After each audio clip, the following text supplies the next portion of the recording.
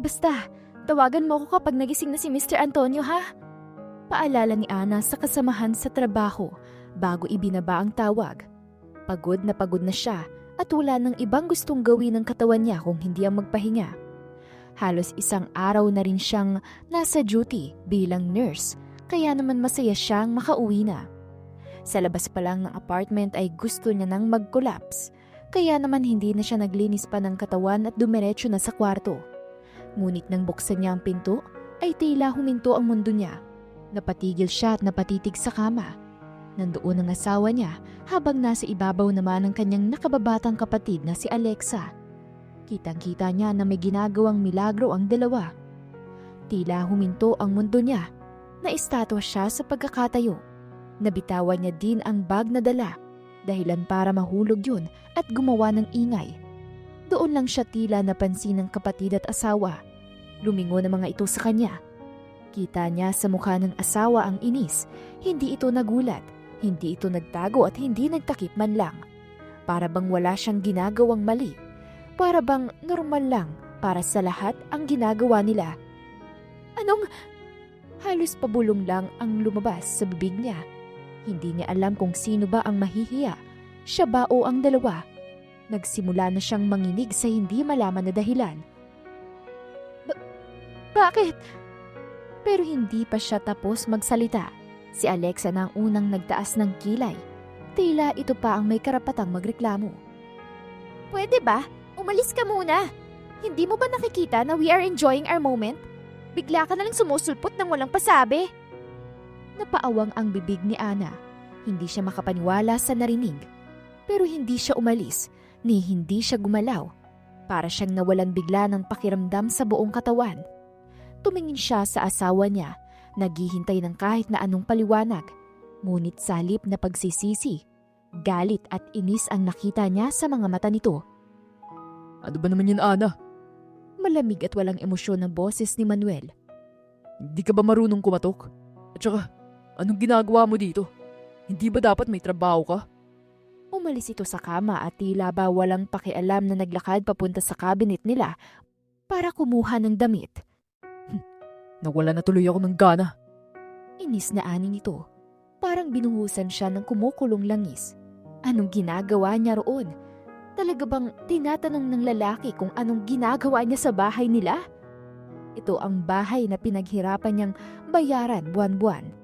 Tubig, kuryente, pagkain, lahat halos siya. Siya ang bumabalikat sa lahat habang ang asawa niya raw ang naghahanap pa ng mas magandang oportunidad. Hindi siya nakakibo. Nanginginig ang baba niya habang pinipigilan ang mga luhang namumuo sa mga mata niya. Lumapit din siya sa cabinet para sana kumuha ng gamit niya. Hindi na niya kayang manatili sa iisang bahay kasama ang lalaki, lalo na at naroon ang kapatid niya. Nakatingin sa kanya ng may panguuri, pero pagdungaw niya sa loob nito ay natigilan siya. Wala kahit isang piraso ng damit niya. Maging mga personal niyang gamit, wala na rin.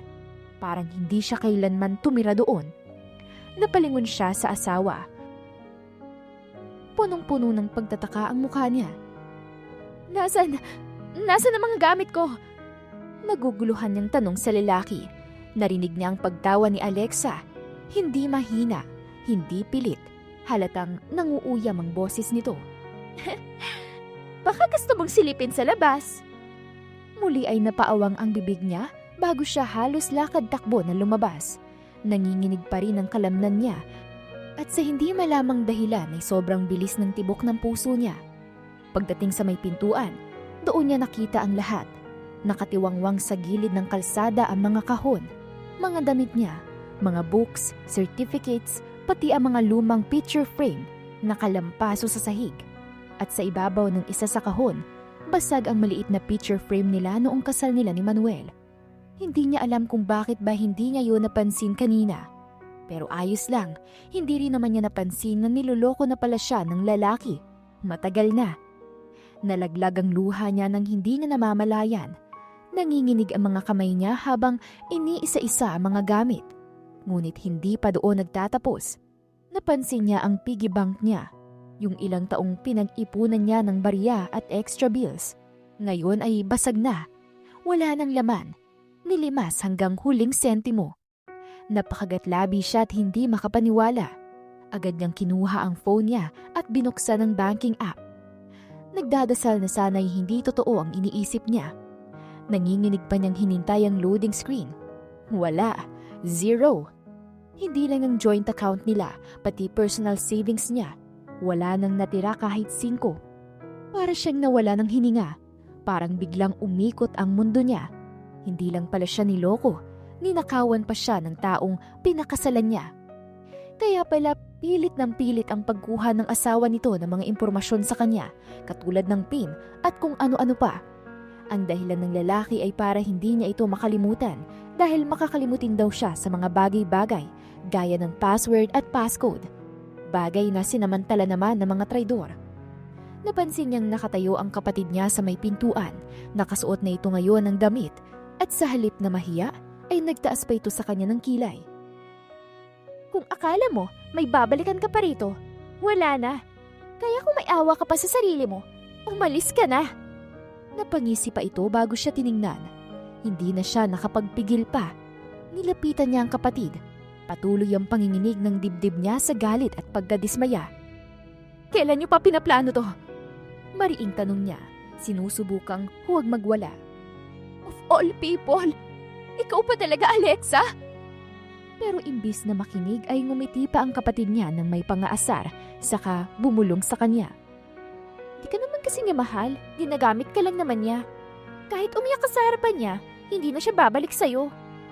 Parang may kumalas sa isipan ni Ana. Bago pa niya namalayan, hinablot niya ang braso ng kapatid at hinila ito palabas ng bahay. Nagpilit itong kumawala. Nagsimula na itong sumigaw. Baliw ka talaga! Doon na tuluyang nag-init ang sitwasyon. Nagsabunutan sila. Nagpambuno. Puro sigaw at mura ang naririnig niya kay Alexa habang maingat itong nakikipag-away sa kanya. Sa gitna ng pagtutulakan ay nadulas ang kapatid niya. Tila bumagal ang buong paligid. Nabitawan niya ang buhok ng kapatid na naging dahilan ng mas lalo nitong pagkadulas. Isang nakakabinging tunog ang sunod niyang narinig. Nanlaki ang mga mata niya nang makitang tumama ang ulo ng kapatid sa malaking batong nasa harapan ng bahay nila. Napasinghap si Ana. Nanginginig siyang lumapit sa kapatid at halos hindi makahinga. Diyos ko! Alexa! Alexa! Lumingon siya sa loob ng bahay. Tila nakalimutan niya ang dahilan ng away nila. Manuel! Manuel! Tawag niya sa lalaki. Nakahandusay ang kapatid niya. Wala nang malay at may dugo ng umaagos sa gilid ng ulo nito. Humihikbi na si Ana habang nanginginig ang mga kamay niya sa gitna ng pagkataranta. Agad niyang hinugot ang cellphone para tumawag ng ambulansya. Pero bago niya pa madayal, sumulpot sa likuran niya ang asawa niya. Matigas ang muka at malamig ang mga mata. Ano nangyayari? Malamig na tanong nito at agad na nanlaki ang mga mata nang makita si Alexang nakahandusay sa sahig. Hindi ko sinasadya. Kailangan nating tumawag ng... Pero hindi na ito nakinig. Agad itong lumapit sa kapatid niya at binuhat ito bago tumakbo papalapit sa kotse niya. If something bad happens to her, tandaan mo, hindi kita mapapatawad. Pantapan ng lalaki sa kanya. Nanginginig na nasabunutan ni Ana ang sarili. What have I done? Pagdating nila sa ospital ay parang wala ng tunog na naririnig si Ana, maliban sa mabilis na tibok ng puso niya. Agad na kinuha ng mga nurse ang kapatid niya, isinalang sa emergency room at sinara ang kurtina.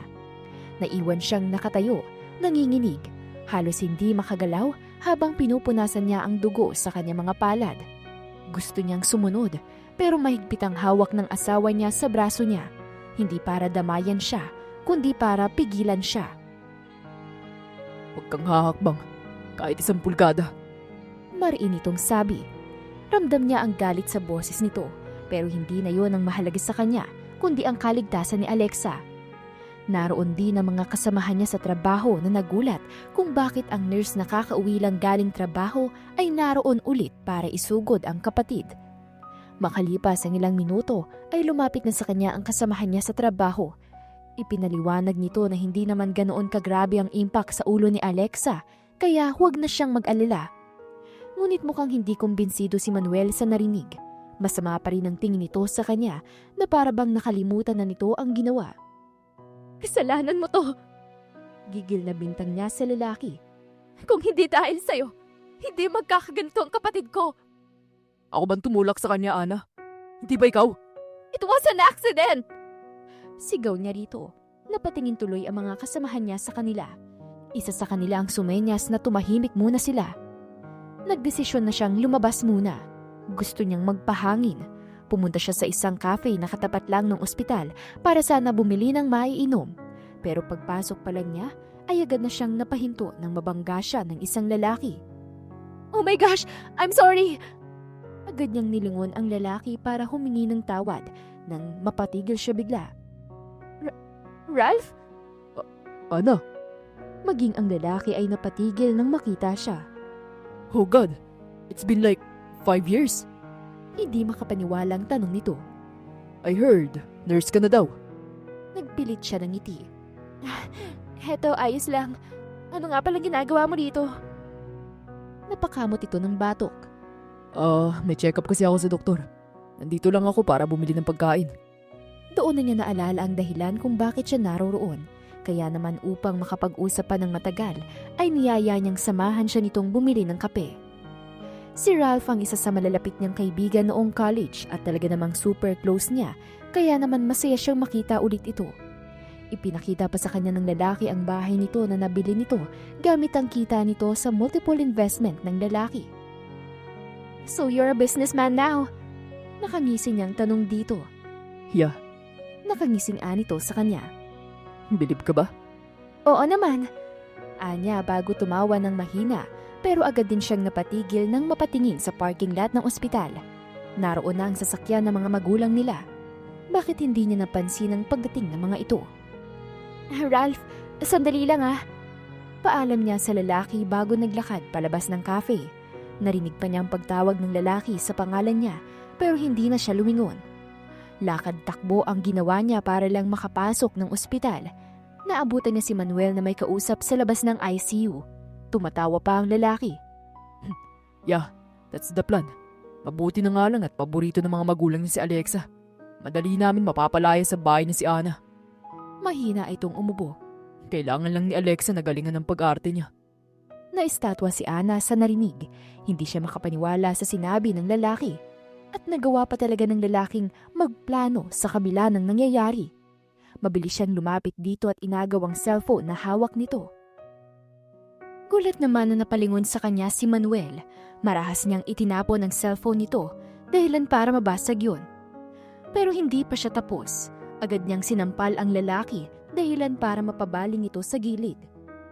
Ang tigas din pala ng mukha mo, no? Galit na sigaw niya dito. Nanginginig pa siya habang tinitingnan ng dating asawa. Ganito ba ito kasama? Bakit ngayon lang niya nalaman ang ugali nito? Dahan-dahang hinimas ni Manuel ang pisngi nito.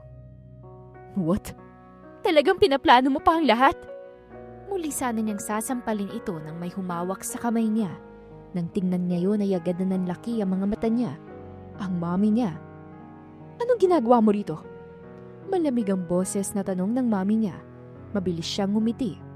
Ma'am, how's Alexa? Pero bago pa man niya maituloy ang sasabihin, mabilis siyang pinutol ng ama.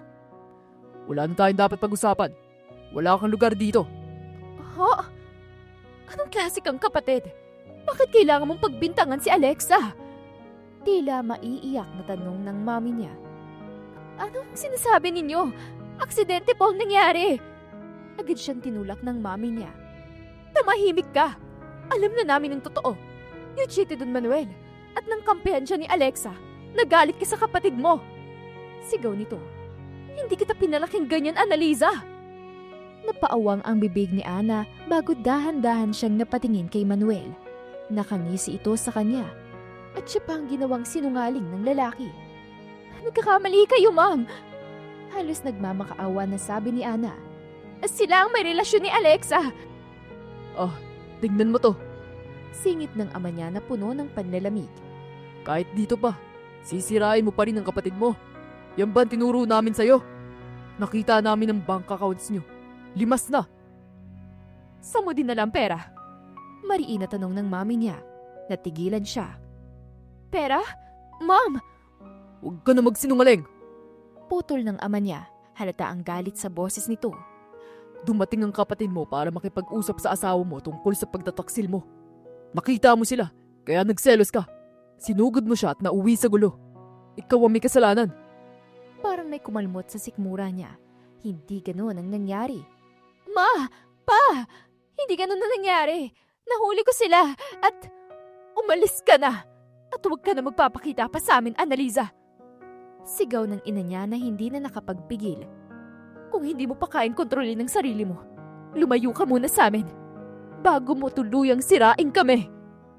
Lahat ng tao sa hallway ay napatingin sa kanila, pero ni isa ay walang kumampi sa kanya. Wala ni isang nagtanong kung ano ang panig niya.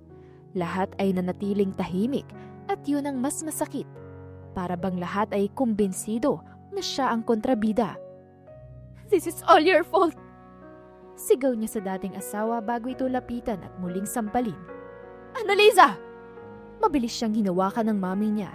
Nagkagulo naman ang mga tao sa lobby habang tinitingnan ang kaguluhan nila. Ang ilan ay tumawag pa ng security. Hinila naman siya ng daddy niya papalayo. Hindi ba titigilan to? Malamig na bulong nito sa kanya. Pinapaya mo lang sarili mo. Tumitig siya rito. Nanlalamig ang katawan. Mas pinaniniwalaan niyo pa yung lalaking yan kaysa sa akin na anak ninyo. Tila gusto niya nang maiyak sa sobrang frustration, pero ngumiti lang si Manuel sa kanya. Nakita nilang CCTV footage sa cellphone ko. Kitang-kita na ikaw ang sumugod kay Alexa at ang pag-aaway ninyo.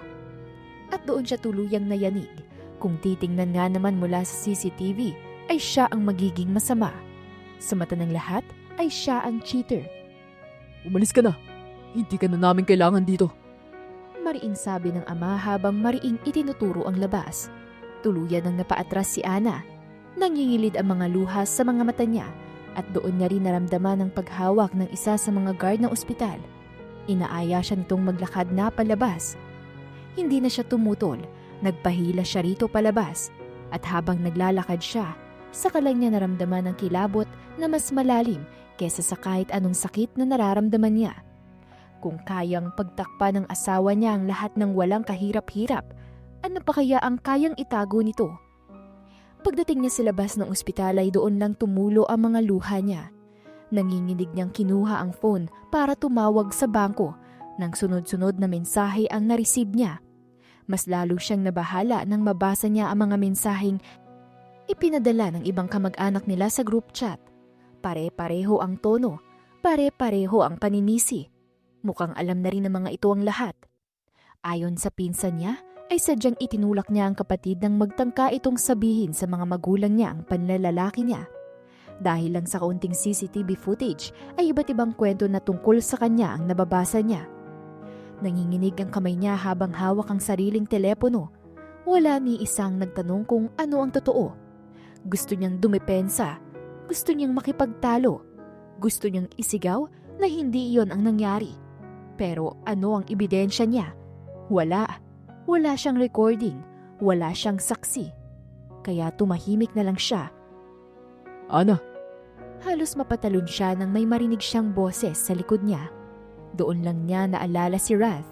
Kasama nga pala niya ang lalaki. Agad niyang pinahid ang luha at humarap dito. Balak sana niyang magsinungaling, ngunit sa tingin pa lang ng lalaki ay alam niya nang alam nito ang nangyari. Gusto mong sumama sa bahay ko? Maamong tanong nito, bakas ang awa sa mga mata niya. Hindi alam ni Ana kung bakit pero mabilis siyang tumango rito. Hindi naman na nagtanong pa si Sir Ralph. Basta na lang siya inakay ng lalaki palapit sa kotse nito bago siya pinasakay at nagdrive na pauwi. Buong biyahe siyang tahimik at kahit halata kay Ralph na gusto nitong magtanong ay hindi ito nagsalita na siyang ipinagpapasalamat niya. Nang dumating sila sa bahay ng lalaki ay hindi na niya napigilan ang kausapin nito. Alam niyang may-ari ng kumpanya si Ralph pero hindi niya alam na ganun ito kayaman. Hindi niya alam na may-ari ito ng mansyon bukod pa sa bahay na ipinakita nito sa kanya kanina. Ang laki ng bahay mo. Puno niya rito na tila ba nahihiya. Ngumiti naman ng lalaki sa kanya. Tom, ako lang naman mag-isa dito eh. Single. Bahagya itong tumawa. Napayuko naman si Ana bago bumuntong hininga. Pasensya ka na, Ralph. Wala talaga akong alam na mapupuntahan. Alam mo naman na wala akong kaibigan. It's okay, Ana. Tsaka na natin pag-usapan ng lahat ng yan. Sa ngayon, magpahinga ka na muna. Anito, bago siya niyaya sa guest room. Pinahiram siya nito ng damit. Kahit panlalaki ay pinilit na niyang isuot yun kesa sa wala. Sinigurado rin muna ni Ralph na komportable siya sa kwarto bago siya nito iniwan. Nang gabing yun ay hindi na muli pang umiyak si Ana. Hindi dahil wala na siyang iluluha, kung hindi dahil sobrang pagod na siya na isipin pa ang nangyayari. Agad na rin siyang nakatulog. Kinabukasan ay nakatanggap siya ng mensahe tungkol sa pinsan niya at gaya ng inaasahan ay iba ang kwento ni Alexa. Gaya ng sinabi ni Manuel sa mga magulang nila ay yun din ang kwento ng kapatid. Hindi na siya nagtaka nang mabilis na kumalat ang balita hanggang sa ipatawag na siya ng direktor ng ospital. Miss Annalisa Sanders, wala naman akong pakialam sa away ng pamilya ninyo. Ngunit ang commotion na nangyari kahapon ay hindi ko mapapalampas. Lalo na't marami nakakita. Pinatawan siya ng 1 linggong suspension sa trabaho. Nang lumabas na siya sa opisina ng doktor, ay ramdam niya ang tinginan sa kanya ng mga kasamahan niya sa trabaho. May iilan pang nagsimulang magbulungan. Siya ba yung may kabit tapos inaway yung kapatid na magsusumbong? Oo daw eh. Pinilit niyang hindi pansinin ang mga ito at dumiretso na sa kwarto ng kapatid. Naisa na niyang silipin ng ito dahil napag-alaman niyang nasa bahay ang mga magulang nila nang makita niyang kausap nito si Manuel. Mabuti na lang at nangyari to. Ngayon mas magiging madali ang plano natin. Ngumisi si Manuel sa kapatid. Yeah, Mom and Dad are really mad at her. Pero sapat ba yun? Nagtatakang tanong ni Alexa. As far as I know, dapat malalim ang dahilan para maalis sa kanyang mana niya. Dagdag pa nito. Sa ngayon, pero sisiguraduhin natin na sa susunod na mga araw, mas malalim pa ang galit ng mga magulang niyo sa kanya. After that, we will have our money. Natutop ni Ana ang sariling bibig. Hindi siya makapaniwala sa narinig. Totoo ba ang naririnig niya? Ang asawa at ang kapatid niya. Pinaplano talaga ng mga ito ang lahat para magalit sa kanya ang mga magulang nila. Gusto nila makuha ang mana mo? Hindi halos makapaniwalang tanong ni Ralph sa kanya. I heard them talking. Sagot niya sa lalaki. Maging ako hindi makapaniwala. Tinitigan niya ito. Ilang segundo ang lumipas bago siya nagpatuloy. Hindi ako sigurado pero alam kong ang gusto lang ng dalawang yun ay yung pera ko. Pati bang aksidente ay planado nila? Muli ay naguguluhan na tanong nito. Umiling si Ana. Yun ang hindi ko alam. Pero isa lang ang sigurado ko. Kailangan kong unahan sila. Kailangan ko makahanap ng ebidensya sa plano nila bago pa sila magtagumpay. Gusto mo bang tulungan kita? Maingat na tanong ni Ralph. Kailangan lang natin ng ebidensya. Makakasuhan natin sila. Kung gusto mong kasuhan siya, may kakilala ako. Hindi agad siya makasagot. Huminga muna siya ng malalim. Darating ako dyan. Kailangan ko munang alamin ang plano nila. Hindi siya magpapakababa sa level ni Manuel at ni Alexa. Pero gusto niyang bigyan ito ng kakaibang experience. Gusto niyang gumanti sa ibang paraan. Sa kanilang dalawa ng kapatid ay hindi maikakailan na si Ana ang tunay na nakakakilala kay Manuel. Alam niya ang mga kahinaan nito, ang mga naging bisyo nito noong nagsisimula pa lang silang mag-asawa. Naalala pa niya kung gaano ito nalulong sa sugal noon, bagay na halos sumira sa kanila, pero nailigtas niya sa pagbabayad ng utang ng lalaki. Kilala niya si Manuel, alam niyang isang click lang niya sa lalaki ay bibigay na ito. Kaya naman napagdesisyonan niyang gamitin mismo ang mga kahinaan nito laban sa dalawa. Sa tulong ni Ralph ay naghanap siya ng isang babae na may karanasan sa honey trap. Isang babaeng magpapaibig muli kay Manuel. Hindi ito kasing ganda nila ni Alexa, pero malakas ang dating, madaling makabighani at may kasanayan sa pagbasa ng emosyon. Ang gagawin ko lang ay paibigin si Manuel, tama? Tanong sa kanya ni Isabela, ang kakilala ni Ralph na siyang magiging pain nila kay Manuel. Napangisi naman siya. That's your first step. Sagot niya rito. As you know, may babaeng kinakasama ngayon si Manuel. Si Alexa. Kailangan mo landiin ng lalaki para mawalan siya ng amor sa babaeng yun. Paliwanag ni Ralph dito.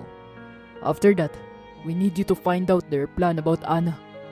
Tumangutango naman si Isabela. Consider it done. Unang hakbang nila yung natural na pagkikita ng dalawa. Pinili nila ang madalas puntahan ni Manuel na bar.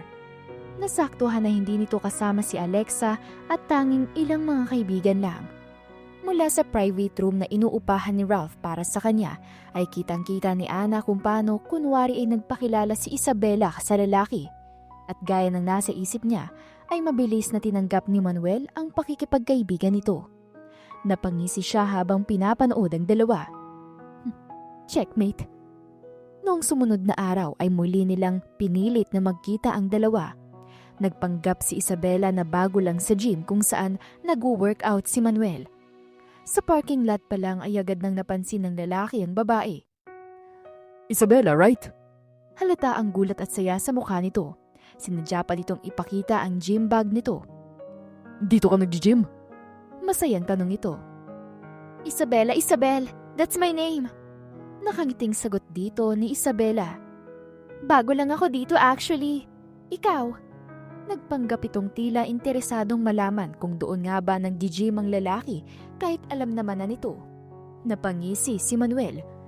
Matagal na actually. Let me show you around. Masaya nitong aya. Mayabang pa nitong inalalayan ng babae papasok. Mula sa kotse ay nakangising pinagmamasdan ni Ralph ang dalawa. Sabi sa'yo expertise ni Isabela yan. Mayabang na anito sa kanya. Ngumuso naman si Ana. As long as nagagawa niyang trabaho niya. Lumipas ang mga araw at naging madalas ang pagkikita ni Manuel at ni Isabela. Sa bawat gabing nagkikita ang dalawa ay naroon din siya sa bar.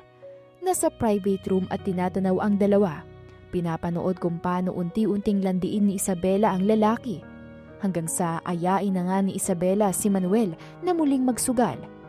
Alam na ni Ana na nagsusumikap dati ang lalaki para makaalis doon.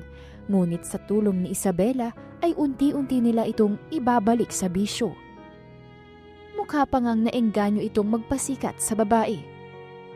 Are you sure that's your husband? Minsang tanong sa kanya ni Isabela nang dumalaw ito sa mansyon ni Ralph.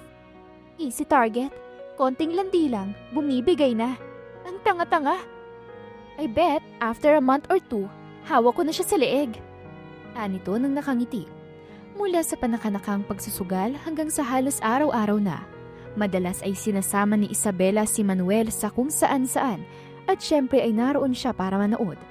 Nung una ay puro panalo ito hanggang sa di nagtagal ay natalo na ang lalaki hanggang sa naubos na ang dala nitong cash. Bagay na naging dahilan para manghiram ito. Believe me Isabela, I'm good at this. Pagyayabang ng lalaki kay Isabela. Tinitigan naman ito ng babae. Really? Tila manghang-ani nito, kahit pa sa huli ay natatawa ito. Alam nitong paubos na ang pera ng lalaki ng gabing iyon, pero hindi pa rin siya tumitigil. Marahan na inakbayan ni Isabela si Manuel. Hinimas-himas ang balikat nito bago bumulong. Go ahead, lucky charm mo ako eh. Malanding sabi ng dalaga na siyang nagpangisi ng gusto sa lalaki. Pero katulad ng nakaraan ay natalo lamang ito. Bagay na hindi nito inalintana sa harap ni Isabel. I will get it back. Mayabang na sabi niya sa babae na hindi naman nangyari. Hindi nagtagal ay nalaman na niya kay Isabela na unti-unti nang ibinebenta ng lalaki ang mga gamit sa bahay hanggang sa maubos na nga ang mga yun. Wala ng perang lalaking yon. Sure akong gagalawin niya ang pera ng kabit niya. Kwento sa kanya ni Isabela habang nasa grocery store sila. Namimili ng stocks para sa kondo ng babae. Isa kasi sa pangako ni Ralph dito ay ang monthly supplies ng pagkain at tirahan kapalit ng pagpayag nito sa plano nila. Pero hindi ko pa nalalaman ang plano niya. Tumingin sa kanya si Isabela. Bigyan pa ako ng oras. Lumipas ang araw at mas lalong nalulong si Manuel sa sugal. Ayon kay Isabela ay may pera raw na inilalabas ang lalaki gabi-gabi. Hindi yun galing sa utang. Kaya naman naisip niyang yun ay galing sa pera na inipon niya. Siyempre, kinuhanan ni Isabela ng picture ang lalaki at ang pera nito. Isa yon sa magiging ebidensya nila para mas lalo pang sirain ang dalawa. Alexa will find out soon. Ani Ralph sa kanya. Alam ko, may nakanda na akong tea for her. Tumingin siya sa lalaki na nakatitig din sa kanya. Salamat sa'yo. Tinulungan mo ako. Pumuntong hininga ito. Friends tayo eh. Tsaka hindi naman kita pwedeng pabayaan. Pagkatapos ng lahat, gusto kong magtayo ng business. Gusto kong baguhin ang buhay ko. Pinilit niyang ngumiti. I will help you. Presinta ng lalaki. Kaya kong ituro sa'yo lahat ng natutunan ko sa business school. Habang si Ana ay nagsisimulang mag-aral ulit, si Manuel naman ay mas lalong nalululong sa bisyo. Ayon kay Isabela ay naririnig na niyang nakikipag-away ang lalaki sa phone. Mukhang nagsimula nang magtaka si Alexa kung bakit may mga pera na biglang nawawala sa account nito. At kung minsan ay naririnig ni Isabela na nagagalit ang babae kung bakit parang hindi sapat ang sweldo nito kahit hindi naman mataas ang gastos nila. Napapangisi na lang siya sa kwento ng babae. Hindi alam ni Alexa na may bisyo ng sumisira kay Manuel. Hanggang sa hindi na kayang tumigil ng lalaki. Babawiin ko ito mamaya. Panalo ko kanina. Narinig niyang sabi nito kay Isabela. Naka-on call sila ng babae habang kasama nito si Manuel. Ngunit katulad ng mga karaniwang sugal, hindi ulit nanalo si Manuel hanggang sa dumating ang oras na nanghihiram na ito. Sigurado ka ba rito? Malaki ang tubo ng mga sigarol sa pautang. Kunwari ay nag-aalilang tanong ni Isabela sa lalaki. Oo naman. Para sa future natin to, di ba? Halos masuka naman si Ana sa narinig. Future? Eh wala naman sila ni Isabela. Paano sila magkaka-future? Are you happy? Tanong sa kanya ni Ralph. Napangisi naman siya rito. Oo naman. Masaya akong unti-unti na siyang nasisira. Well, as long as you're happy, Ngumiti ang lalaki sa kanya. I will burn everything for you. Wala sa sarili siyang napatingin dito. Gusto niyang tanungin ng lalaki kung anong ibig sabihin nito doon, pero hindi na siya nito kinausap pa. Mas lalo pang nalubog sa utang si Manuel nang isang gabi na natalo nito ang malaking halaga. Pumusta ng sobra, umaasang babalik ang swerte. Sa patong-patong natalo ay nagsimula na din itong umutang sa iba't ibang kaibigan sa sugal. At ayon kay Isabela ay hindi magandang estado ng mga iyon. Mga taong handang magpautang ngayon pero naniningil naman ng parang buwaya kinabukasan. Manuel, sa tingin ko dapat ka nang tumigil sa pagsusugal. Kunwari ay nag-aalilang paalala ni Isabel, ngunit hindi nakinig si Manuel sa babae. Frustrated itong sumagot. Alam kong ginagawa ko, Isabel. Asik nito. Makakabawi din ako. Halata nito ang pagkairita. Hindi naman nakasagot si Isabel. Hinayaan na niya itong mangutang ng mangutang. Napapangisi ang babae habang nakatingin sa kanila. Sa tuwing makikipagkita si Isabela kay Manuel ay naroon din sila sa gilid-gilid ni Ralph. Pinapanood ang bawat hakbang na ginagawa ng babae. Hindi naman siya binigo ni Isabela. Napakagaling nitong maglandi sa lalaki. Kapag nananalo ito, kahit kaunti sa sugal ay kaagad itong inuuto ng babae. Maybe we can try this new restaurant. Aya nito isang beses sa lalaki. Marahan itong hinimas ang balikat ni Manuel. Oh wait, may plan ka ba? Mabilis naman na napalunok ang lalaki bago napatingin kay Isabela. Alam ni Ana na araw yon ang pagpunta ng lalaki at ni Alexa sa ospital para magpa-check up. Pero hindi ito matanggihan si Isabela. Of course we can try. Anito sa babae bago ngumisi. Alam mo namang hindi kita mahihindihan eh. Malandi pa nitong dagdag. Napangisi si Ana. Nahulog na sa patibong niya si Manuel at ngayon ay wala na itong takas. Habang hinihintay niyang tuluyang bumagsak ang lalaki ay nagsimula na siyang mag-open ng maliit niyang online business. Sa una ay pre-order basis lamang. Baked goods, mga ready-to-eat menu na siya mismo ang gumagawa sa hapon at idinideliver ng driver ni Ralph.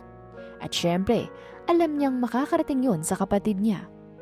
Nagsimulang pumasok ang bad comments, hindi lang basta negative feedbacks, mga fake stories na marumi ang pagkain niya, bad customer service, malinaw na hindi nanggaling sa totoong customer. Hanggang sa naging personal na ito. Muntikan niya ng patay ng kapatid niya! Fraud! Don't believe this scammer! Tulad ng dati ay kinuha niya ang screenshot nito. Hindi napigilan ni Ana ang mapangiti. Mas inuna pa niyang siraan ako kaysa intindihin ang problema nila. Mukhang hindi pa alam ni Alexa ang nangyayaring paglubog ni Manuel sa sugal. Kahit pa alam niyang sobrang lulong na ng lalaki, to the point na tuwing may pera ito ay diretso sa sugal. Hindi niya rin alam kung aware ba ito sa mga nawawalang gamit o wala itong pakialam doon. Kailangan na niyang malaman ng lahat. Kailangan nang magkaroon ng lamat ang relasyon nila. Kaya naman siya na ang gumawa ng paraan. Dala ang sobre ng sulat mula sa pinagkakautangan ni Manuel. Muling bumalik sa dating apartment nila si Ana. Hindi na siya nagpakita. Basta lang niyang iniwan ang sobre sa labas at nanatili sa loob ng kotse. Pinanood si Alexa na buksan ang pinto at pulutin ng sobre. Kitang-kita niya kung paano manlaki ang mga mata ng babae bago ito pumasok sa loob. Dahil sa manipis lang ang pader, ay rinig niyang sigawan ng dalawa sa loob. Nasaan ang pera natin sa bangko? Tanong ni Alexa kay Manuel. Ginamit ko. Ibabalik ko mamaya. Sigaw ng lalaki. Ginamit saan? Sugal. Pero Sugal na naman! Nakarinig siya ng kalabugan mula sa loob. Ilang sandali ang lumipas bago niya nakitang lumabas si Manuel. Halata ang inis sa mukha nito. babayaran naman eh. Parang tanga. Naiinis na sigaw nito bago naglakad pa palayo, habang si Alexa naman ay panayang sigaw sa loob ng apartment. Halatang gigil na. Simula pa lang yan. Hindi pa ako gumagalaw ng todo. Anya habang nakatingin sa papalayong si Manuel. Dahil sa mas lumalim na ang ugnayan ni Manuel at Isabel, unti-unti namang lumalayo ang loob ng lalaki kay Alexa. Madalas ay abala si Manuel sa pagsunod kay Isabel at hindi na ito gaanong nakakasama sa mga hospital visit ng kapatid niya. At napapansin na rin ng babae ang malamig na pakikitungo nito. Ayon kay Isabel ay naririnig niya ang away ng dalawa. Isang gabi, habang magkasamang nagkakasiyahan sina Ana at Isabela sa private room ng bar, bigla siyang napatigil nang mapansin ang isang pamilyar na muka sa gitna ng magulong ilaw at tugtog ng musika. Si Alexa. Hindi niya inaasahang makikita ito roon, lalo na't halata sa babae na hindi ito naroon para magsaya. Mula sa kinaroroonan nila ay kitang-kita ni Ana ang bawat kilos ni Alexa habang papalapit ito kay Manuel, na nooy abala sa pakikipag-inuman sa mga tropa. Agad na nanlamig si Ana. Napansin niyang napalingon din si Manuel, bahagyang nagulat sa pagdating ni Alexa. Ngunit imbis na ngumiti ito, ay agad itong tumayo at inis na nilapitan ng babae. Kitang-kita ni Ana mula sa salamin ng private room ang tensyon sa pagitan ni Manuel at Alexa. Sa una ay maayos pa ang kanilang pag-uusap, ngunit ilang sandali lang ay nag-iba na ang ihip ng hangin. Nakita niyang nagtataas ng boses si Alexa, habang si Manuel naman ay napapasabunot na sa sarili, halatang pinipigilan ng galit. Ang mga tropa nito ay agad na napatayo at may ilan pang napilitang lumapit. Sinusubukang awatin ang dalawa bago pa tuluyang mag-escalate ang sitwasyon. Napatayo si Ana, nanlalambot ang tuhod habang pinagmamasdan ng lahat. Ramdam niya ang bigat ng bawat salitang hindi niya marinig mula sa kabila ng salamin. Napailing siya nang makitang halos maiyak na si Alexa. Nagmamakaawa habang pilit kinakausap si Manuel. Ngunit imbis na mapawi ang tensyon, lalo lang itong lumala. Si Manuel ay tuluyan ng nagalit. Sinubukan nitong suntukin si Alexa na agad naman na pinigilan ng mga kaibigan nito. Habang pinagmamasdan niyo ni Ana, ramdam niya ang kirot sa dibdib. Hindi niya alam kung awa o kababa ang nangingibabaw, ngunit malinaw sa kanya na tuluyan na ngang nawala ng amor si Manuel sa babae. We need to end this game. After all, Alexa is still my sister. Anya kay Isabel. Agad naman na tumango ang babae. I will make sure to get evidence next time. Sagot nito. Habang patuloy ang paglapit ni Isabel kay Manuel, unti-unti na rin itong napapalambot ang puso ng lalaki. Sa bawat pagkakataong magkasama sila, sa bar, sa mga sugalan o kahit sa simpleng kapehan, mas nagiging komportable si Manuel sa presensya ng dalaga. Mas nagiging masigla ang lalaki at halatang baliw na sa babae. Samantala, may ibang laban na hinaharap si Ana. Sa tulong ni Ralph ay nagsimula siyang mag-imbestiga kung sino-sino ang mga nasa likod ng mga masasamang komento at paninira sa social media page ng kanyang negosyo. Ilang linggong pagsisiyasat at pag-trace ng mga dummy account ang ginawa nila hanggang sa tuluyan nilang nakuha ang matibay na ebidensya. Si Alexa mismo ang nagkokomento at nagpapakalat ng masasamang salita laban sa kanya. At kung may iba man na pawang kaibigan lang ng kapatid niya. Although alam naman na ni Ana na si Alexa ang may gawa, ay nanlamig pa rin siya sa nalaman. Are you okay? Mahinang tanong ni Ralph sa kanya. Ngumiti naman siya sa lalaki at pinilit na tumango kahit ang totoo ay nanginginig na siya. Kinagabihan, habang tahimik si Ana sa kanyang opisina, biglang kumatok si Isabel. May dala itong maliit na bag at halatang pagod, ngunit determinado ang muka. Ana, kailangan mong makita to. Mahina nitong sabi habang marahang umupo sa tapat niya. Doon lamang niya napansin ang bahagyang pamumula ng pisngi ng babae. Tila may ininom nga ito. Kanina, nakipag-inuman ako kay Manuel. Mahinang sambit ni Isabel. Napataas ang kilay ni Ana, hindi makapaniwala sa narinig. May ginawa ba siya sa'yo? Tanong niya, bahagyang tumaas ang tono. Anong nangyari? Ngunit agad siyang pinakalman ni Isabel. Kalma ka lang. Sa tingin mo ba mauuto ako ng ex mo? Bahagya itong nagpout. Kailangan kong gawin yon para makuha ang ebidensya laban kay Alexa. Mula sa bag nito ay inilabas ni Isabel ang kanyang telepono at inabot yun kay Ana. Nakarecord lahat. Sinabi ni Manuel na matagal na niyang alam ang ginagawa ni Alexa. Ang paninira sa negosyo mo, pati ang pagpo-post ng mga peking kwento online. Napatitig si Ana sa screen. Nanginginig ang kamay habang tinitingnan niya ang cellphone ni Isabel. Sa sobrang inip ni Isabela, hindi na nito hinintay pa ang pahintulot niya. Kinuha nito muli ang cellphone mula sa mesa at agad pinindot ang play button. Sa isang iglap ay napuno ng malamig na katahimikan ang silid, kasabay ng malalim na boses ni Manuel mula sa recording. Oh, si Alexa ang gumagawa nun. Siya ang nagpapakalat ng mga komento laban kay Ana. Hindi ko alam kung bakit niya ginagawa yun. Pero alam kong selos ang ugat nun. Ani Manuel sa kabilang linya, halatang may bigat sa tono. Napatitig si Ana sa cellphone habang unti-unting nanlalamig ang mga kamay niya. Rinig niya ang bahagyang paghinga ni Manuel sa background, tila lasing, ngunit totoo sa bawat salitang binibitawan. Habang tumatagal ang recording ay mas lalo niyang nararamdaman ang bigat ng katotohanan. Hindi ko siya pinilit na sabihin yan.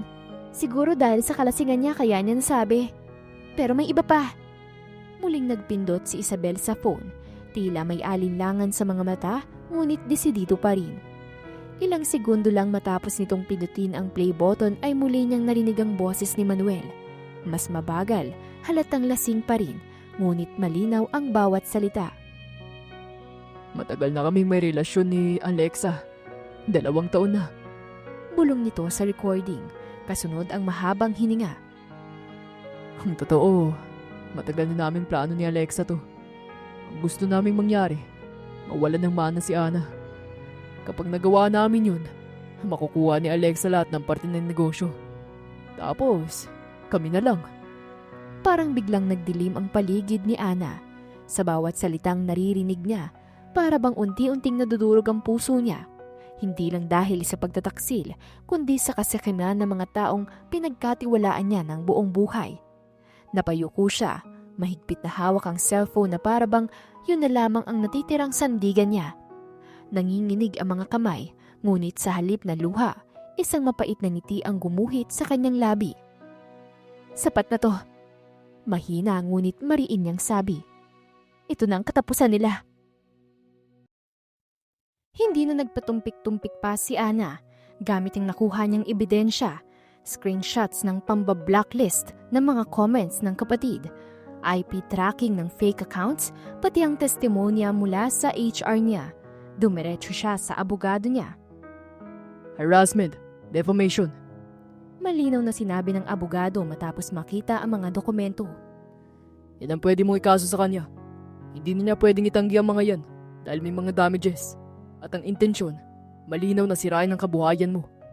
Pagkatapos ng pirmahan at affidavit, Agad niyang sinampahan ng kaso si Alexa. Siyempre, hindi nagpatalo ang kapatid niya sa kanya. I don't know about that business of hers. Anito, may katunayan ba kayo na ako nag-post? Nagmamataas pang tanong nito matapos ngumisi. Tahimik na kumindat ang abogado ni Ana sa babae bago ipinasok ang IP tracing report, logs, timestamps, coordinates at duplicate email recovery na nakapangalan dito, maging ang IPO ng commentor sa kanyang small business. Literal na tumigil ang mundo sa loob ng silid. No! Hindi ako yan! Sinubukan pa ng babae na ipagtanggol ang sarili. She planned this. Plinano niya to lahat. Sinubukan nitong lapitan siya pero agad itong hinarang ng mga tao sa korte. Hindi ako yan! Sinungaling siya! Sigaw nito pero wala na itong nagawa. Alam ni Ana na natiyak na sa mata ng batas na ito ang salarin, na ito ang nanira sa kanya, sa kanyang social media, ang nagpakalat ng paninirang puri gamit ang fake accounts. Maging ang lawyer nito ay halos magtakip ng mukha sa hiya. Hindi nito inakala na malakas ang ebidensya niya. Hinayaan niyang hatulan ang babae at nang lumabas ang unang computation ng damages ay halos manlumo ito. 6 digits. Hindi dahil sa emotional damages lang, kundi dahil napatunayan na talagang sinadya nitong hadlangan siya sa pag-handle ng business. At dahil wala na halos pera si Alexa, ay halos maubos ang savings nito na pagbabayad lang sa kanya. Napilitan pa rin ang babae na magbayad upang hindi ito makulong. At kahit ayaw nito ay kinailangan itong mag-post ng public apology para sa kanyang business. Sa huling settlement meeting, nakita ni Ana ang itsura ng kapatid.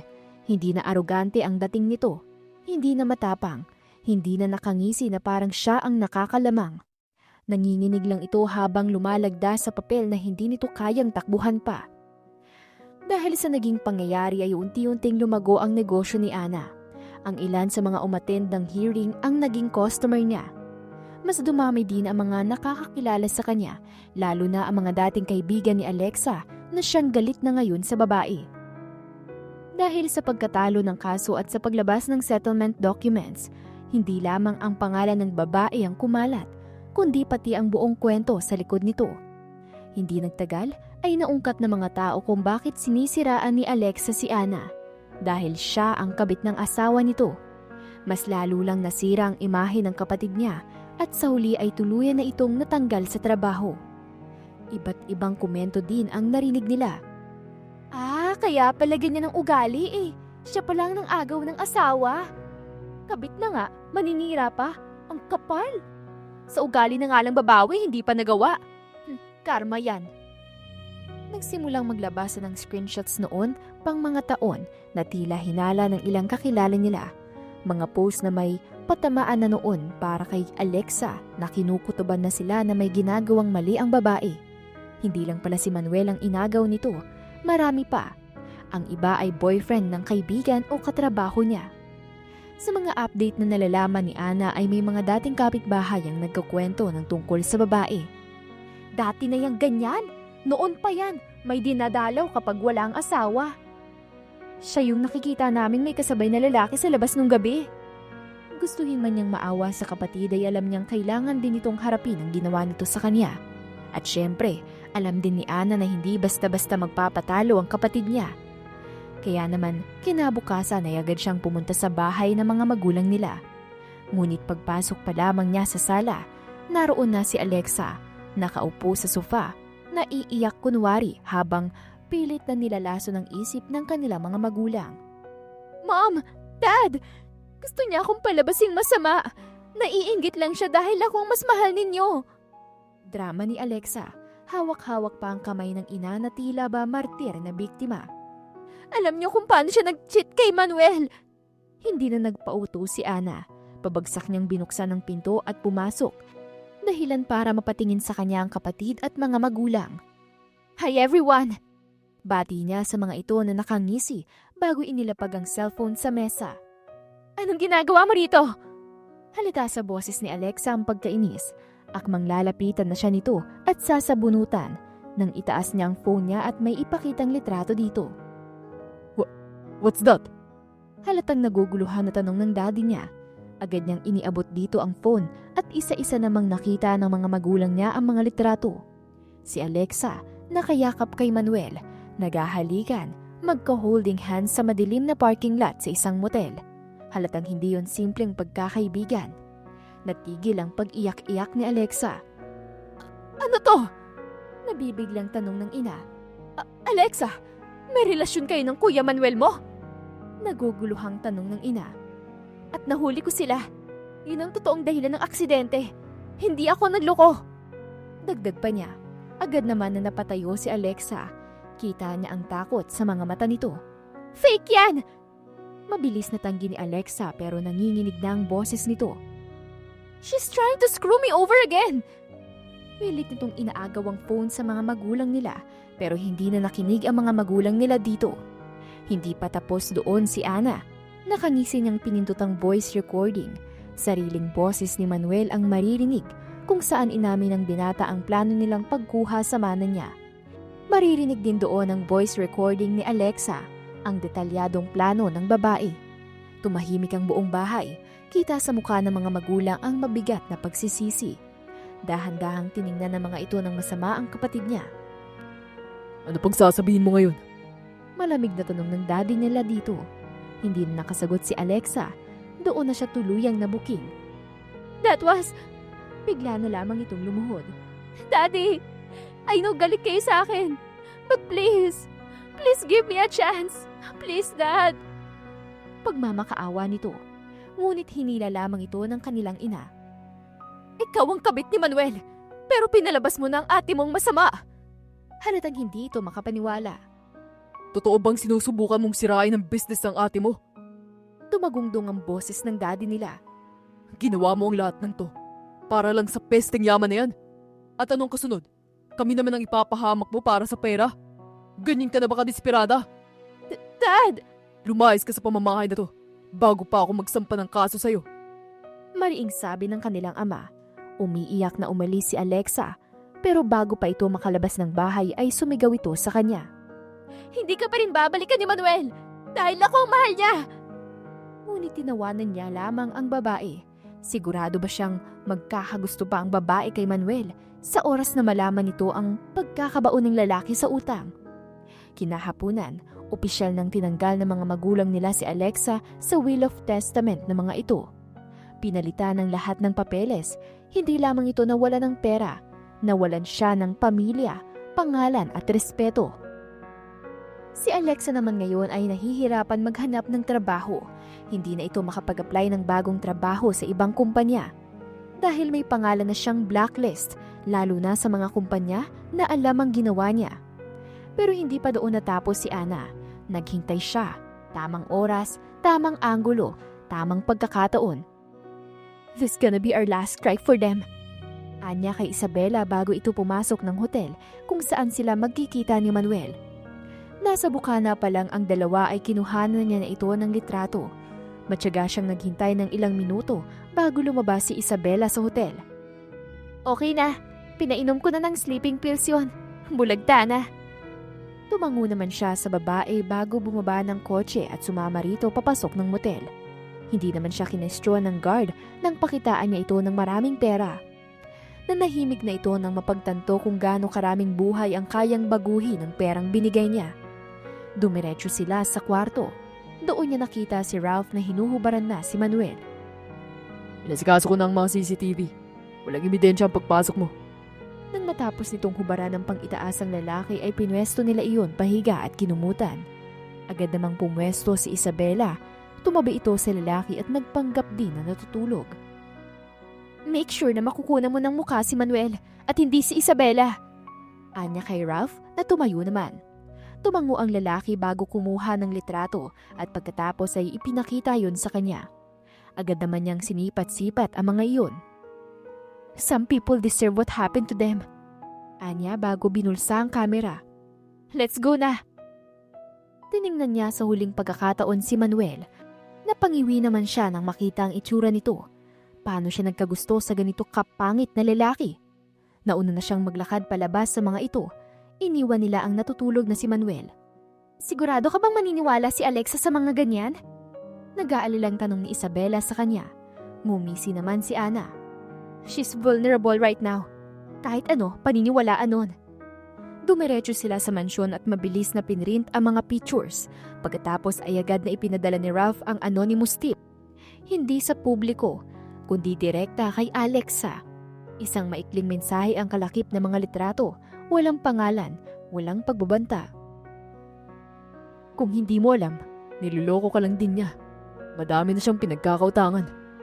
Sinundan pa iyon ng isa pang sobre na naglalaman ng mga screenshots mula sa honey trap, mga oras, petsa, lokasyon at mismong transactions. Resibo na magkasama si Isabela at Manuel. Of course, kay Manuel mukha lang ang malinaw. Kinabukasan ay hindi pa sumisikat ang araw pero naroon na si Ana sa tapat ng apartment nila. Naririnig niya ang sigawan sa loob. Lahat na lang niloloko mo! Pati ako ginagago mo! Naririnig niyang sumisigaw na boses ni Alexa. Ano din naman? Lahat na lang ba issue sa'yo? Nag-aambag din naman ako sa bahay ah. Dinig niya ang boses ni Manuel. Pera ko yan! Hindi mo pera! Gigil ang boses ng babae. Kung wala ako, wala ka! Nakarinig siya ng kalabugan hanggang sa bumukas ang pinto at nakita niyang tinulak ni Manuel palabas si Alexa. Kung pagsalitaan mo na lang din ako ng ganyan, mabuti pa maghiwalay na tayo. Sigaw ng lalaki. Lumayas ka na rito. No! You can't throw me away! Pinilit nito na pumasok ulit ng apartment pero mabilis itong tinulak ni Manuel dahilan para ma-out of balance ang babae at mapaupo sa kalsada. Ngunit imbis na tulungan ay kinuha lang ng lalaki ang pagkakataon na yun para isara ang pinto. Manuel! Manuel! Nanggagalaiting sigaw ni Alexa dito. Kita niya ang halo-halong ekspresyon sa babae. Kita niya kung paano unti-unti nitong na-realize na hindi naman pala siya ang pinili. Ginamit lang siya ng lalaki. Una bilang trophy live-in partner nito at pangalawa ay bilang bagong pitaka na iniwan at tinapon din matapos gamitin. Poor her. Anya sa sarili habang sinisipat-sipat ang kape na binili niya sa isang coffee shop. Kailangan na niyang umuwi para mag-asikaso ng order pero nag-enjoy pa siya na makita ang mukha ng kapatid. Hindi makapaniwala at halos mabaliw na. Gustuhin man niyang maawa sa babae ay alam niyang deserve din ito ang nangyari. Manuel! Buksan mo to! Halos mapatid ang litid nito sa kakasigaw pero walang Manuel ang nagbukas ng pinto. Walang Manuel ang lumabas. Manuel! Ako nang nagbabayad ng bills! Hindi mo pwedeng gawin sa akin to! Sigaw pa ulit nito hanggang sa umulan na lang at hindi pa rin ito pinagbubuksan ng lalaki. Kahit pabasang-basa na si Alexa ng ulan. Doon na rin siya nagdesisyon na umalis at bumalik ng mansyon. Naabutan niya si Ralph na nag-aalmusal kasama si Isabela. How was it? As usual, pinalayas ni Manuel si Alexa. Katulad ng pagpapalayas niya sa akin noon nung dumating ang babae na yon. Umupo siya sa tabi nito. Agad naman na inusog ni Ralph ang plato ng pancake sa gawin niya. Breakfast? Ngumiti siya dito. Salamat. Nakita naman niyang napangisi si Isabela habang pilit nang umunguso sa kanya. Napailing na lang siya sa kagagahan nito. Matagal na siya nitong inaasar kay Ralph. Ayon sa babae, walang lalaking tutulong ng ganoon kalala kung wala naman itong gusto sa babaeng tinutulungan nito. Bagay na hindi naman niya iniintindi dahil kilala niya ang lalaki. Alam niya ang ugali nito. Mabait lang talaga sa kanya si Ralph pero wala itong gusto sa kanya. Makaraan ng ilang araw ay tuluyan nang umalis si Alexa sa bahay ni Manuel. May mga balitang narinig si Ana mula sa mga kapitbahay. Naghiwalay na sila, hindi na kinaya. Nalaman din ng kapatid mo ang lahat ng utang ng lalaki. Hindi nito kayang bayaran. Hindi na siya nagtaka pa. Alam na niyang mangyayari ito. Ang tahimik na ganti niya ay mas mabigat kaysa sa kasalanan ng dalawa. Hindi nagtagal ay nabalitaan niya na lang na umalis na si Alexa ng bansa. Dahil nga walang tumatanggap sa babae dahil sa issue nito, ay nagdesisyon na lang itong magbagong buhay sa ibang bansa. Bagay na siyang naiintindihan niya. Alam naman niyang natuto na ito at kailanman ay hindi nagugustuhin pang maging kabit ng kahit na sino. Ngunit kung si Alexa ay nagbago na, ibahin mo si Manuel. Pagkatapos nito makipaghiwalay sa babae ay si Isabela naman ang kinukulit nito. Tawag ng tawag sa akin, kahit sinabihan ko naman siyang ayoko na makipagkita sa kanya. Reklamo sa kanya ni Isabela. Mukhang akala niya, Dahil wala na si Alexa, ako naman ngayon ang maaari niyang gawing pangatlong babae. May pagkairita sa boses niya. Hindi siya nakasagot. Tama si Isabela. Hindi kayang bayaran ni Manuel ang pagkakautang nito. Wala din naman itong ibang pinupuntahan sa araw-araw kundi ang mga mesa ng sugal, utang at pag-aabang ng swerte na hindi naman dumarating. Kailangan mo nang tapusin kung ano man ang meron kayo. Utos niya kay Isabela. Tumango naman ang babae sa kanya. Kailangan nang tapusin ang larong to. Noong gabing ding yun ay sinamahan niya si Isabela na makipagkita sa lalaki. Nasa isang parking lot sila ng isang kasino.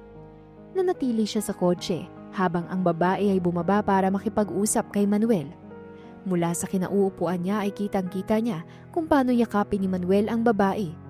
Maya-maya pa ay narinig niya ang phone niya na tumunog. Tumatawag si Isabela sa kanya. Agad naman niya itong sinagot. Akala ko hindi mo na ako kikitain. Dinig niya ang boses ni Manuel. Sobra ako nag-alala sa'yo. Dagdag pa nito. Pasensya na. Hinging paumanhin ni Isabela. Ayos lang. Huwag ka maglala. Basta simula ngayon, sasabihin mo sa akin kung hindi mo sinasagot ang phone mo, ha? Gusto ko nang tapusin ang meron tayo. Ilang minutong natahimik bago niya narinig ang nanginginig na boses ni Manuel. Ha? May nagawa ba ako? Sabihin mo sa akin, please. Kailangan kong malaman kung anong nagawa ko. Let's be honest. Putol ni Isabela dito. You want money from me. Ganyan ba ang tingin mo sa akin? Nanginginig ang boses ni Manuel. Bel, hindi mo ba ako gusto? What we had is nothing. Hindi kita gusto, Manuel. Actually, matagal ko nang alam na ginagamit mo lang ang koneksyon ko para sa sugal. Hindi ko nahahayaan yon. Akmang tatalikod na si Isabela nang hawakan nito ni Manuel sa kamay. No! You can't do this to me! Pakiusap nito. Ngumisi naman si Isabela. Actually, I can. Doon na lumabas ang mga lalaking pinagkakautangan ni Manuel. Mga lalaking matagal na nitong tinataguan. Gusto ka raw nilang makausap. Mas lumawak pa ang pagkakangiti ng babae. Good luck. Naglakad na ito papalayo. Sinubukan pa itong habulin ni Manuel pero humarang na ang mga lalaking bagong dating. Ang hirap mo naman hanapin, Manuel. Narinig niyang ani ng isa sa mga lalaki. Wala akong pera. Wala pa akong pera. Nanginginig ang boses nito. Kinuha ni Bel. Sinubukan pa nitong ituro si Isabela pero hindi siya pinansin ng mga lalaki. Nakasakay na si Isabela sa kotse. Sabay nilang pinanood kung paano kwelyuhan ng isa sa mga lalaki si Manuel. Wala pa nga akong pera. Sigaw nito sa mga kaharap. Wala ka pang pera o wala talaga? Tanong ng pinaka-leader sa mga ito. Hahanap ako ng paraan. Itinaas ni Manuel ang mga kamay nito. Huwag kayo mag-alala.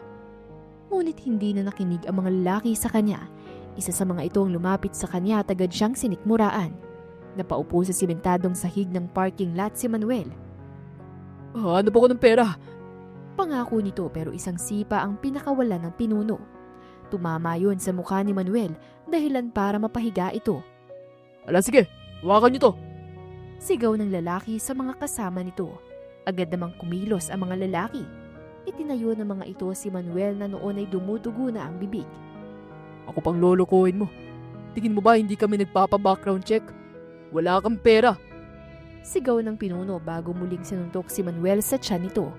Napaubo ang lalaki at halos mabuwal sa pagkakatayo pero hinawakan pa rin ito ng mga lalaki. Anong gusto mong kapalit ng paniloko mo sa akin, ha? Tanong nito. Nanginginig na nag-angat ng tingin si Manuel. One. Napaubo ito. 1 week. Give me 1 week. Nagtinginan ng mga lalaki. 1 week. Tanong ng isa sa mga ito. Tumango naman si Manuel. 1 week. Babayaran ko lahat ng utang ko sa'yo. Anito, marahan na nagtinginan ang mga lalaki. Ilang segundo ang mga ito na natahimik bago tumango ang pinuno. Mabilis na binitawan ng mga ito si Manuel at dahil wala na itong lakas, ay dire-diretso itong napahiga sa sementadong sahig. 1 week. Lumapit dito ang pinuno at inapakan ng ulo ng lalaki. 1 week lang, Manuel. Kung hindi mo ako mababayaran sa loob ng 1 week na yun, alam mo'y may paglalagyan ka. Inalis nito ang paa sa ulo ni Manuel bago tumalikod. Sunod-sunod naman na nagsialisa ng mga kasama nito. Naiwan si Manuel na nakahiga sa sahig, tila wala ng buhay. "Halika na," aya ni Isabela sa kanya. Marahan naman siyang tumango bago mabilis na inistart ang kotse at pinatakbo yun. Noong sumunod na araw, nalaman na lang niya kay Ralph na nagtutulong-tulong ang kamag-anak ni Manuel para unti-unting mabayaran ang utang ng lalaki. Hindi niya alam kung paanong pagmamakaawa ang ginawa ng lalaki, pero wala na siyang pakialam doon. Napag-alaman din niya na nagpa siya ang mga magulang ng lalaki na ipasok ito sa isang rehabilitation center. Ngunit bago ito tuluyang isailalim sa pasilidad, sinubukan pang makiusap ng pamilya ni Manuel sa kanya. Nakiusap ang mga ito na bigyan niya ng pera ang lalaki. Desperado nang humingi sa kanya dahil sa hindi malamang dahilan ay nalaman ng mga ito ang munting business niya. Ngunit matatag na nagsalita si Ana. This time ay hindi na siya tatakot sa kahit na anong sabihin ng mga ito.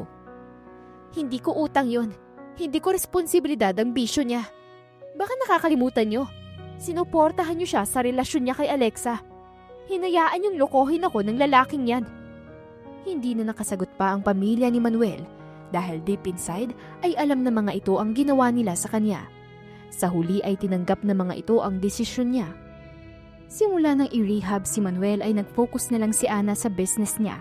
Natuto ulit siyang maniwala sa sarili.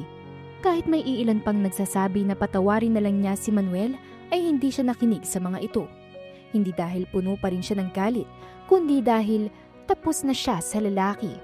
Hindi na niya gustong ma-involve pa dito. Naging malinaw sa kanyang lahat, ibang kabaitan sa pagiging martir, at minsan nang napaso ang kanyang puso, magiging mas maingat na itong magbukas ulit. Lumipas ang mga buwan at mas lalong nag-boom ang business niya, to the point na kinuha na niya si Isabela bilang assistant niya. Si Alexa ay nanatili sa abroad. Tuluyan na itong nanahimik ng buhay. May mga balita siya sa babae na nagtitiis daw ito sa mababang sahod, mas mababa sa dating kinikita nito. Nakatira din daw ito sa sobrang liit na apartment. Hindi dahil yun ang gusto nito, kundi yun ang nakakayanan niya. Si Manuel, hindi ito gumaling agad. Hindi nawawala ang bisyo sa isang rehab lang. Hindi nawawala ang ugali sa sermon lang. Paulit-ulit pa rin tong bumabalik sa pagsusugal. Ngayon ay online gambling naman. Kaya naman paulit-ulit lang ang cycle nito. Gamutan, gagaling sandali, balik sa bisyo at bagsak ulit. Wala nang inaasahan ng pamilya ng lalaki. Tila maging ang mga ito ay napagod na rin. Ipinagbali na rin ng mga ito ang iilang natitirang ari-arian.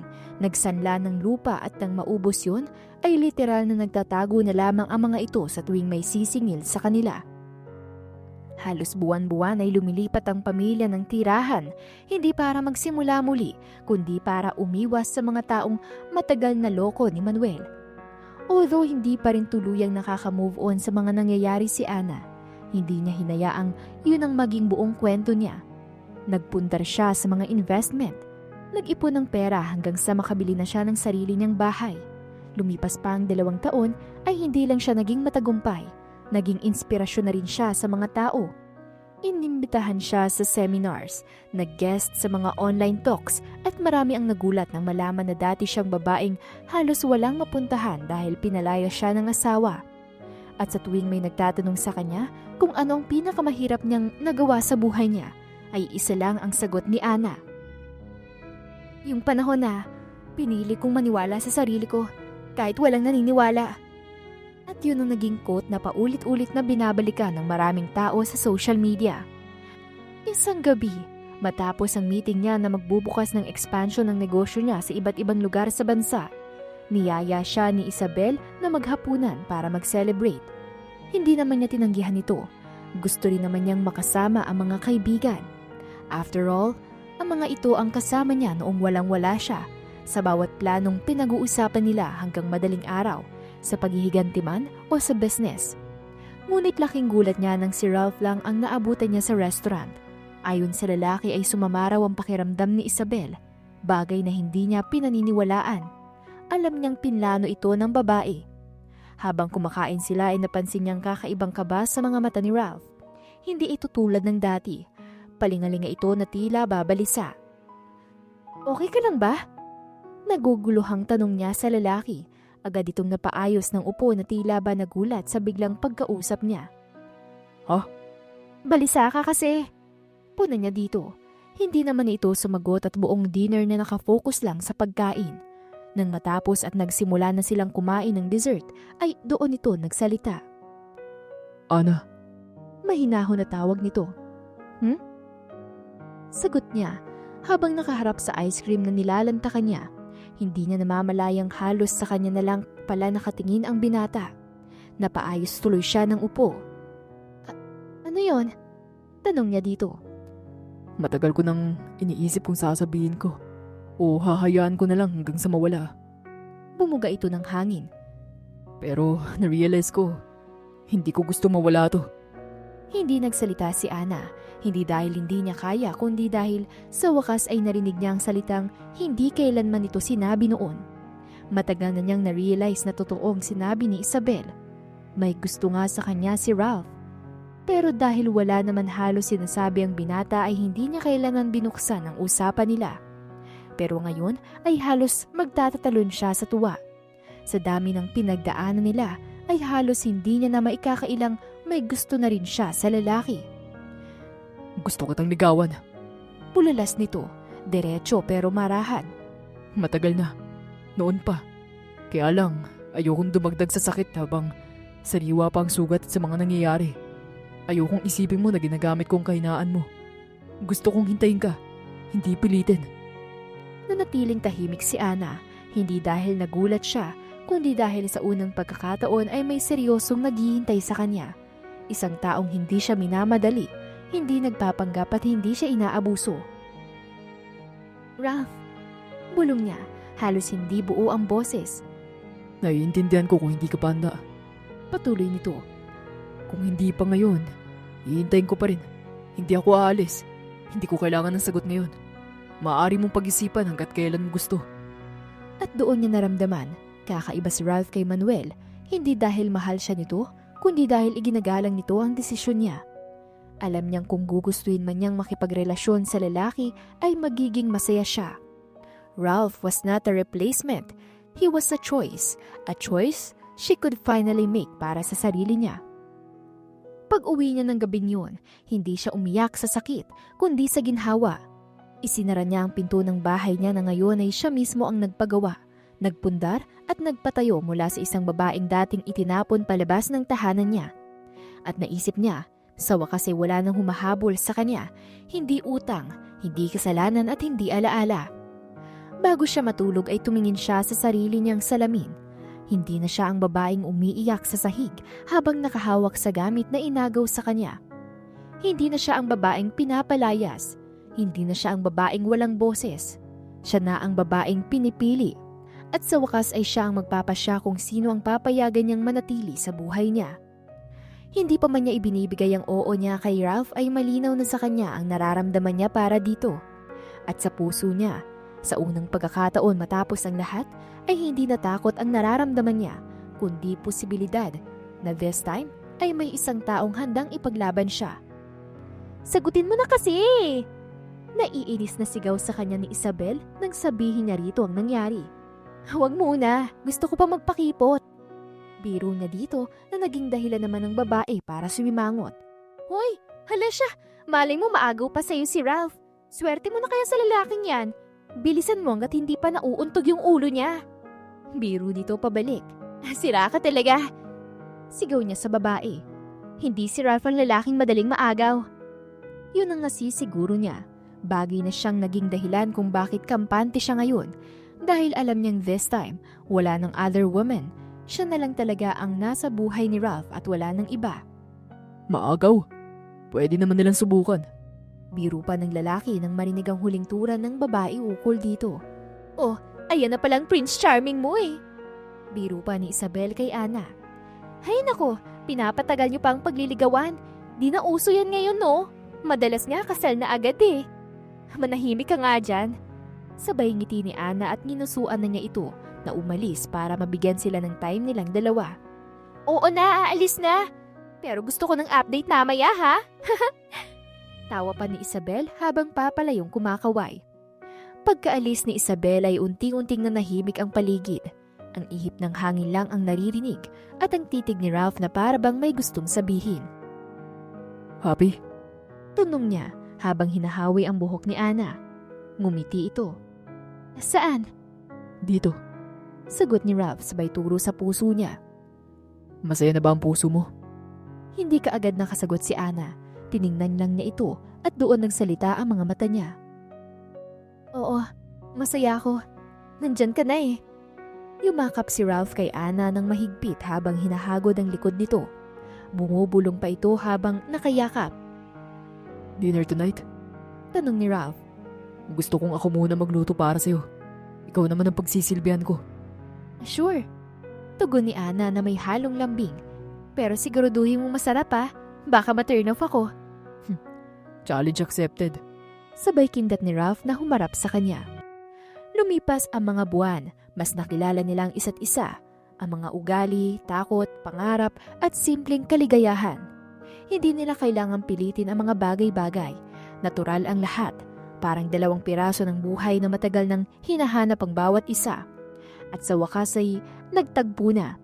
Pagkaraan ng ilang buwan pa, isang gabi sa ilalim ng mga parol at ilaw sa hardin, lumuhod si Ralph sa harap ni Ana.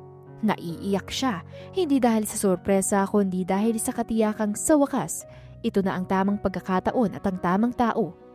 At doon nagsimula ang bagong kabanata. Kasabay ng pag-usad ng kanilang buhay ay ang pag-unlad ng kanilang negosyo.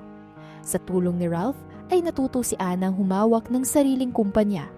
Isang hanay na mga ospital na nagbibigay ng abot-kayang serbisyo para sa lahat. Hindi na siya kailangang mangamuhan o umasa sa iba. Siya na ngayon ang nagbibigay ng pagkakataon sa mga taong minsan ding nangarap gaya niya noon. Minsan, habang nakaupo siya sa veranda ng kanilang bahay, hawak ang tasa ng kape. Napatingin siya sa malayo. Naaalala pa rin niya ang mga sugat ng nakaraan, ang mga taong nanakit, ang mga pagkakataong muntik na siyang sumuko. Pero ngayon, ibang babae na siya. Pinatawad niya silang lahat, hindi dahil nakalimutan na niya, kundi dahil ayaw na niyang mabuhay sa bigat ng galit. Ginawa niyang aral ang sakit, paalala na hindi laging ligtas ang mundo, na may mga taong magmamahal ng totoo at may iba yung gagamitin ka lang kapag may kailangan. Ngunit higit sa lahat, natutunan niyang may mga sugat na hindi kailangang itago dahil yun mismo ang nagpapatunay ng paglakas mo bilang isang tao. Hey, sabi nito, bakit ang lalim ng iniisip mo? Sabay abot ng bulaklak dito. Ngumiti si Ana. Wala, na-realize ko lang. Minsan pala kailangan muna tayong masira bago tuluyang mabuo. Basta ako. Sagot ni Ralph habang nilalagay ang kamay niya sa balikat nito. Hindi ko hayaang mabasag ka ulit. Ngumiti si Ana at barahang idinikit ang ulo sa dibdib ni Ralph. Hindi mo na kailangan kasi natutunan ko na ring buuin ang sarili ko. Sa gitna ng dapit hapon, habang lumulubog ang araw at naglalaro ang liwanag sa kanilang mga muka, tahimik na ngumiti si Ana. Ito na yon, ang buhay na matagal niyang ipinagdasal. Tahimik, tapat at totoo. At sa puso niya, alam niyang ito na ang simula ng pinakapanatag na yugto ng kanyang buhay. I love you, Ana. Me too. At sinalyuhan nilang dalawa ang matatamis nilang mga salita ng kanilang mga labi na may kalakip na pagmamahal. At dito na po nagtatapos ang kwento natin para sa araw na ito. Muli, ako po si Miss Demi. Marami pong salamat sa inyong pakikinig. Hanggang sa muli, paalam!